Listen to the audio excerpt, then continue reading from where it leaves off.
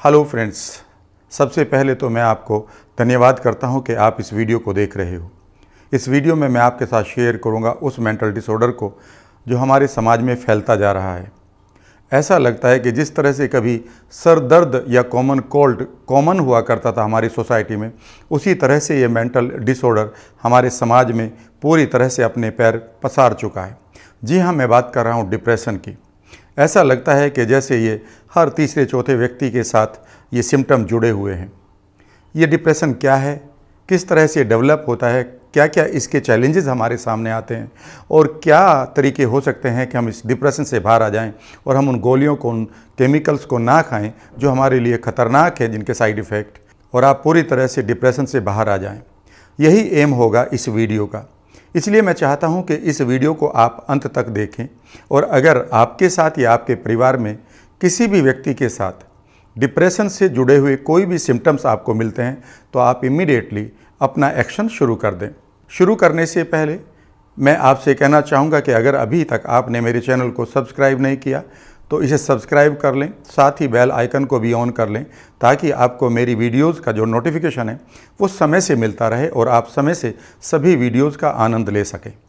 अगर आपको ये वीडियो पसंद आती है तो आप इसे लाइक भी करें और आप अपने फ्रेंड्स के लिए या बाकी लोगों के लिए इस वीडियो को अपनी फेसबुक टाइमलाइन पर भी शेयर करें, व्हाट्सएप ग्रुप वगैरह में भी आप शेयर करें ताकि अधिक से अधिक लोग डिप्रेशन के बारे में जान सकें और उन तरीक़ों के बारे में जान सकें कि किस तरह से वो डिप्रेशन से बाहर आ सकते हैं। साथ ही मैं आपके साथ ये भी शेयर करना चाहूँगा कि डिस्क्रिप्शन बॉक्स में आपके लिए बहुत सारी खूबसूरत वीडियोज़ के लिंक दिए गए हैं जो आपको डिलाइटफुल रखेंगे, जो पैसे के लिए आपके माइंडसेट को पॉजिटिव करेंगे, और वहाँ पर बहुत सारे विजुअलाइजेशंस भी मिलेंगे जिनके द्वारा आप अपने आप को तरोताज़ा रख सकते हैं, एनर्जेटिक रख सकते हैं और अपने गोल्स को पूरा भी कर सकते हैं। बात करते हैं डिप्रेशन की फ्रेंड्स। डिप्रेशन बेसिकली एक मेंटल डिसऑर्डर है जिसको अगर आप डिक्शनरी के पॉइंट ऑफ व्यू से देखें या इसकी मेडिकल मीनिंग को देखें तो सिंपल इतनी सी बात है कि जब आप एक सैडनेस के मूड में हो लंबे समय तक के लिए और आप दिन भर की जो दिनचर्या है आपकी उसको भी आप पूरी तरह से ठीक तरीके से नहीं कर रहे हो, जब आप लोगों से कट चुके हो, आप शांत हो चुके हो, तो ये जो मोमेंट है, ये जो सिम्टम्स है, इसी को हम डिप्रेशन कहते हैं। हिंदी में इसे अवसाद का नाम दिया जाता है, यानी कि आपके अंदर कहीं कुछ ना कुछ ऐसा मोमेंट चल रहा है जहाँ पर आप अपने आप को पूरी तरह से एक्सप्रेस नहीं कर रहे हो बल्कि सप्रेस कर रहे हो। इसी को हम डिप्रेशन कहते हैं। अब सवाल उठता है कि डिप्रेशन के चैलेंजेस क्या हो सकते हैं। जब भी लोग डिप्रेशन के शिकार होते हैं तो वो अपनी आशा को खो देते हैं, यानी कि होपलेसनेस फ्रेंड्स उनका पहला सिम्टम है। एंग्जाइटी दूसरा है। Loss of interest in their life और इन देयर वर्क, ये भी उनके साथ बड़ा कॉमन पाया जाता है कि वो अपनी चीज़ों में इंटरेस्ट पूरी तरह से खो देते हैं। साथ ही वो दुनिया से कटने लगते हैं, अपने आप को बंद कर लेते हैं किसी जगह पर और वो अपने काम को, अपने असाइनमेंट को पूरा भी नहीं करते। इतना ही नहीं, डिप्रेशन के ये सिम्टम्स हमारे लिए बहुत सारी साइकोसोमेटिक डिजीज़ का कारण बन जाते हैं, बहुत सारी ऑटो इम्यून डिजीज़ का कारण बन सकते हैं। हमारे पास बहुत सारे चैलेंजेस डिप्रेशन से शुरू होते हैं, चाहे वो हेडेक हो, चाहे वो हमारा माइग्रेन हो, चाहे वो हमारे IBS हो या बहुत सारी और बीमारियां हों। इतने सारे चैलेंजेस जब हमारी सोसाइटी में आने लगते हैं तो ये एक बड़ा चैलेंज बन जाता है। यही कारण है कि आज हमारे देश में सबसे ज़्यादा जो दवाइयाँ बिकती हैं वो एंग्जाइटी की हैं, डिप्रेशन की हैं। डिप्रेशन से आने वाली प्रॉब्लम एक और भी है कि लोगों को सुसाइडल थॉट आते हैं, उनकी रातों की नींद खराब हो जाती है, उनको पैनिक अटैक आने लगते हैं और उनको संभालना नहीं आता अपने आप को कि किस तरह से संभालें। इस तरह से आप देखेंगे कि वो एक तरह से इस तरह के लाइफ जीते हैं जो उनके लिए पूरी तरह से रेलेवेंट नहीं है या एंटी सोशल लाइफ है, यानी कि वो प्रो सोशल नहीं है, प्रो लाइफ नहीं है, वो प्रो डिलाइटफुल नहीं है उनका जो पैटर्न है। इसलिए आपको ये समझना होगा कि जब भी आपको ये पैटर्न अपनी लाइफ में आ रहे हो या आपके घर में किसी भी व्यक्ति को आ रहे हो, आपको ये भी ध्यान रखना है कि इसकी कोई उम्र नहीं है। आप देखेंगे कि अब तीसरी, चौथी, 5वीं क्लास के बच्चे भी आपको डिप्रेशन के शिकार मिलेंगे, जिसकी वजह से उनका वेट बढ़ रहा है, जिनकी वजह से उनको अनकंट्रोल्ड बिहेवियर आ रहे हैं, जिनकी वजह से उनको बहुत सारे एडिक्शन आ रहे हैं। ये सब डिप्रेशन के ही साइड इफ़ेक्ट हैं। इसलिए ज़रूरी है कि आप इसके लिए वॉचफुल रहें और वॉचफुल रहकर आपको कुछ एक काम करना है जो मैं अब आपके साथ शेयर करूंगा। जब भी आपको लगे कि आप डिप्रेशन के शिकार हो रहे हैं या आपकी फैमिली का कोई भी व्यक्ति डिप्रेशन के इन सिम्टम्स को एक्सपीरियंस कर रहा है तो पहला काम करेंगे पहला काम होगा कि create a new zone. Basically depression कुछ नहीं है, आपकी स्टेट ऑफ माइंड है, और अगर आप एक ही स्टेट ऑफ माइंड में रहेंगे तो यही एनफोर्स होती रहेगी, इसी के पैटर्न आपके मस्तिष्क में बनते रहेंगे। जितने गाढ़े ये डिप्रेशन के पैटर्न आपके माइंड में पड़ जाएंगे, उसी तरह से आपकी बॉडी, उसी तरह से आपके बिहेवियर इस एनवायरनमेंट में, जिसको आप अपनी फैमिली कहते हैं, जिसको अपना काम कहते हैं, वहाँ पर दिखाई देने शुरू हो जाएंगे। आप कहेंगे कि अब मुझे गोली खानी है, दवाई खानी है। बिल्कुल, आप अपने डॉक्टर की सलाह ज़रूर लीजिएगा, लेकिन आप देखिएगा कि अगर डिप्रेशन सिर्फ़ और सिर्फ आपकी कुछ एक इश्यूज़ की वजह से आया है, उनमें से जो इश्यूज़ हैं वो बेसिकली वो भी मैं आपके साथ शेयर कर देता हूँ कि जब आप जोन ख़राब कर रहे हैं जिसकी वजह से आपको डिप्रेशन का जोन है, तो सबसे इम्पोर्टेंट चीज़ है कि या तो आप अपने पास्ट से खुश नहीं हैं, या आप प्रेजेंट में कोई ना कोई बोझ को ले रहे हैं, या आपने जीने की आशा खो दी है। कुछ लोगों को ग्रीफ आता है लाइफ में, जब उनकी लाइफ से कोई उनकी फैमिली का व्यक्ति चला जाता है पूरी तरह से, जिसको हम मौत कहते हैं, या फिर उनको बड़ा कोई लॉस होता है। जब भी ऐसी सिचुएशन आती है तो लोग डिप्रेशन में चले जाते हैं। इसलिए ज़रूरी है कि आप पहला काम करें, वो पहला काम है कि आप अपने जोन को दोबारा क्रिएट करें। जोन का मतलब है कि आपकी बॉडी और आपका माइंड एक रिसोर्सफुल स्टेट में होना चाहिए। रिसोर्सफुल स्टेट का मतलब है कि आप नेगेटिव स्टेट में ना हो, यानी कि उस समय आप फ्रस्ट्रेशन में ना हो, लगातार चलने वाली सैडनेस में ना हो। आप ऐसा ना लगे कि आप पूरी तरह से एक बीमार ज़िंदगी को जी रहे हैं, बल्कि आप एक ऐसी स्टेट को जिए जो आपने 12, 15, 20 साल की उम्र में जी थी, जब आप पूरी तरह से हेल्दी, एनर्जेटिक, यंग थे। आप कहेंगे लेकिन वो तो लाइफ मेरे पास नहीं है, लेकिन आप ये समझिए कि आपके पास सारे रिसोर्सेज हैं उस मोमेंट को एक बार फिर क्रिएट करने के लिए। आप इसके लिए सबसे पहली बात यह है कि आप इमीडिएटली एक्सरसाइज करना शुरू करें, लोगों के साथ बात करना शुरू करें। अगर आप बंद पड़े हैं किसी कमरे में तो इमीडिएटली निकलना शुरू करें, थोड़ा सुबह ब्रिस्क वॉकिंग करें, लोगों के साथ उठना बैठना शुरू करें, नेबरली बने। नेबरली का मतलब है कि जहां आप रहते हैं लोगों से बात करें। जब आप पार्क वगैरह में घूमने जाते हैं तो आप पाएंगे वहाँ रोज़ कुछ लोग आपको मिलेंगे, आप उनके साथ हाय हेलो कर सकते हैं, ताकि आप इमीडिएटली उन लोगों के साथ एक नेबरली कॉन्टैक्ट बनाना शुरू करें। जब भी आप ऐसा करेंगे तो इमीडिएटली आप अपने डिप्रेसिंग स्टेट से बाहर आना शुरू कर देंगे और आपको एक नया जोन मिलना शुरू हो जाएगा। जब भी ये जोन मिलेगा फ्रेंड्स, तो आपका पुराना जोन जो है, जिसको आप डिप्रेशन कहते हैं, वो धीरे धीरे समाप्त होना शुरू हो जाएगा, क्योंकि आपने एक बाईपास निकाल दिया है, आपने एक ऐसी रोड निकाल दी है बगल से जो अब पुरानी रोड पर आपको चलने के लिए मोटिवेट नहीं करेगी।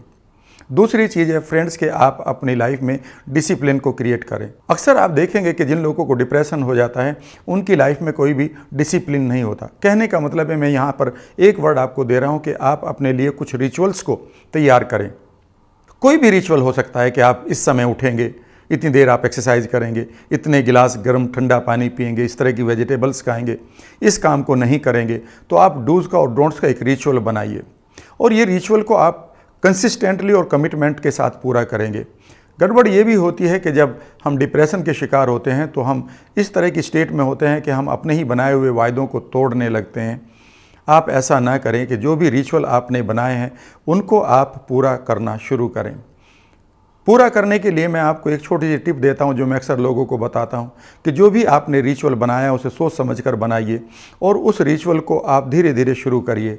लेकिन जैसे ही आप शुरू कर रहे हैं तो उसे कंसिस्टेंट रखिए, कोई भी दिन उसे छोड़िएगा नहीं।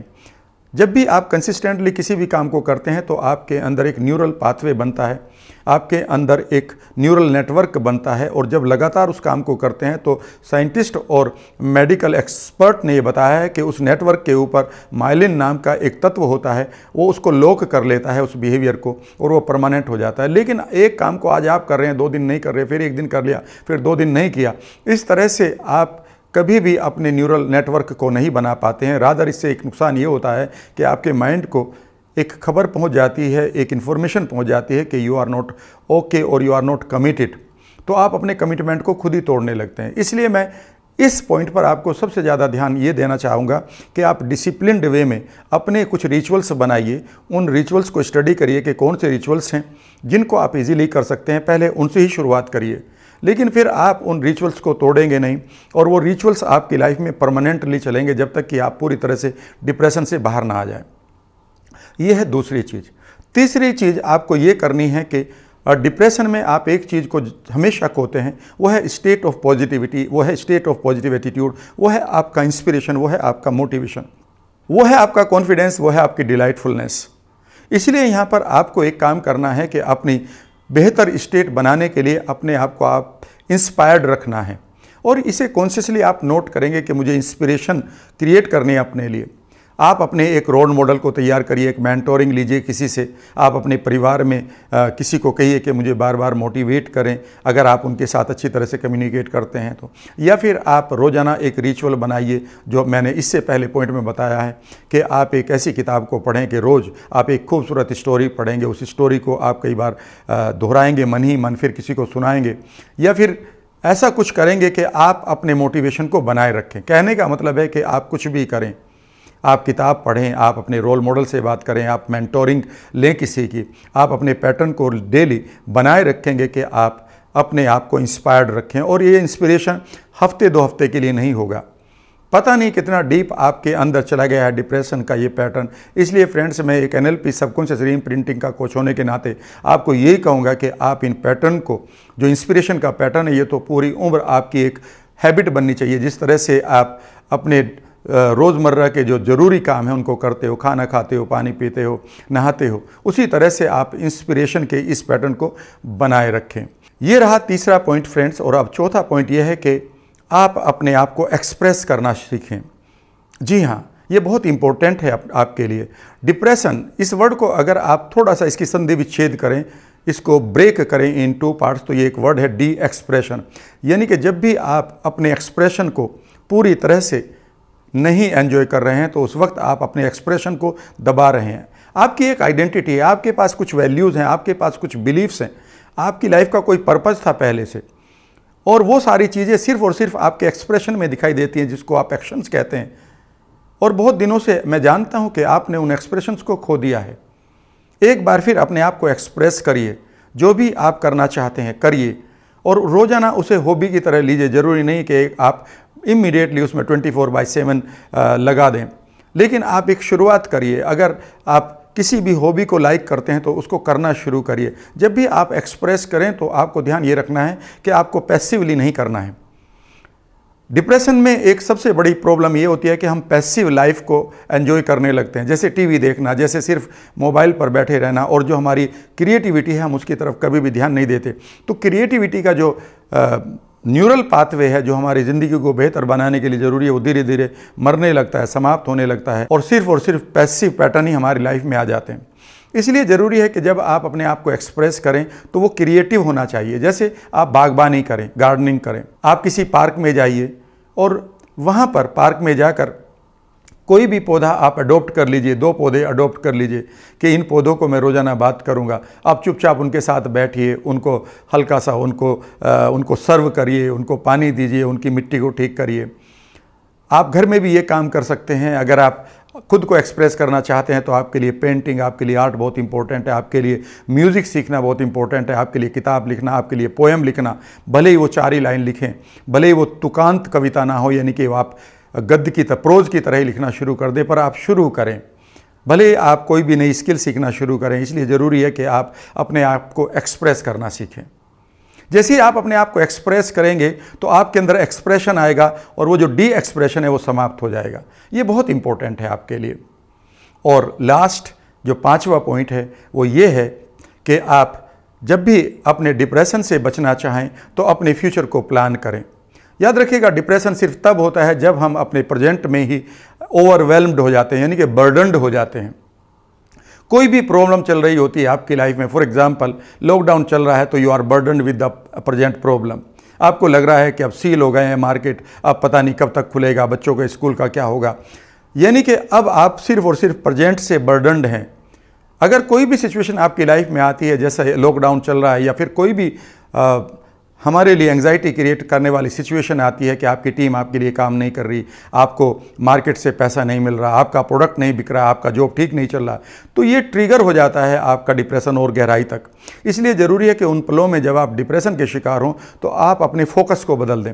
Focus is everything for you as far as curing depression is concern. Immediately आप अपने फोकस को ना पास्ट पर लेकर जाएं जहां से आपको प्रॉब्लम आ रही होगी, ना प्रेजेंट के बर्डन पर ले जाएं, बल्कि आप अपने फ्यूचर पे ले जाएं। और भविष्य का मीनिंग होता है फ्रेंड्स भव ईस्ट, यानी भव का मीनिंग होता है घटित करना और ईस्ट का मीनिंग होता है डिवाइन और पॉजिटिव। यानी कि आप एक ऐसी कल्पना करें कि मेरे लिए ये घटित होगा, या इसको घटित करने के लिए मुझे ये प्लान करना है। यानी कि आप अपने फ्यूचर को प्लान करिए कि 5 साल बाद मैं कहाँ हूँगा, मेरी पर्सनालिटी क्या होगी, मेरे पास धन कितना होगा, मैं किस तरह से लोगों से जुड़ रहा हूँगा 20 साल बाद, 30 साल बाद, 40 साल बाद। और जैसे ही आप इस काम को करेंगे तो डिप्रेशन नाम की जो आपकी इमोशन है नेगेटिव, उससे आप बाहर आ जाएंगे। इतना ईजी है डिप्रेशन से बाहर आना, लेकिन कई बार आप एक चीज़ से घबरा जाएंगे, वो है रेफरेंसेस। कई बार लोग आपको चारों तरफ से निगेटिव रेफरेंस देंगे कि डिप्रेशन ठीक नहीं होता। माय डियर फ्रेंड्स, मैं आपको बता रहा हूं कि depression is not it is just a decision. ये मात्र आपका डिसीजन है इस वक्त का, इसे आप कभी भी बदल सकते हैं। लेकिन आप उन नेगेटिव रेफरेंस को कभी भी परमानेंट नहीं करेंगे। हो सकता है जो बोलने वाला है, जिसने आपको ये रेफरेंस दिया है, उसकी लाइफ में कुछ ऐसे रेफरेंस रहे हों कि जो डिप्रेशन से बाहर नहीं आए, लेकिन मैं आपको एक नहीं लाखों लोगों की हिस्ट्री बता सकता हूं जिन्होंने डिप्रेशन से ही अपनी लाइफ को बेहतर किया है। So depression is just a message to you. ये आपके पास एक संदेश वाहक है कि आप कुछ चीज़ों को ठीक कर लें और अपने फ्यूचर को ब्राइट कर लें। बस इतना सा आपको करना है काम। अगर इस वक्त भी आप डिप्रेशन के किसी भी पैटर्न से ग्रसित हैं या कोई भी पैटर्न आपको आ रहा है, तो मैं आपसे ये कहूँगा कि कंधे सीधे करिए और ये जो 5 चीज़ें मैंने बताई है, इनको अभी से करना शुरू कर दीजिए और आप पाएंगे कि अगले कदम पर आपके दरवाजे पर आपको एक गिफ्ट मिलेगी जिसका नाम होगा डिलाइटफुलनेस, जिसका नाम होगा रिलीफ, जिसका नाम होगा life. Reclaim your life my dear friends, leave this depression behind and enjoy your life. Thank you very much and take care.